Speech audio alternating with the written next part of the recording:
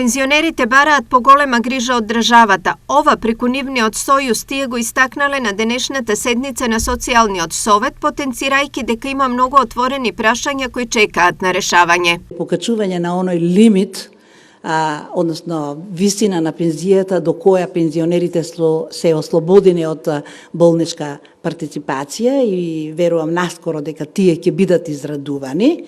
Па понатаму исто така одредени права кои што треба тие да ги добијат во доменот на социјалното домување, што побрзо донесување на новата позитивна листа на лекови. Се во ова ќе се решава во периодот што следи, а денес на седница на Социјалниот совет беше усвоено зголемувањето на пензиите од 8,4%. Зголемувањето сега со мартовската пензија, која што пензионерите ќе ја добијат на крајот од месец март,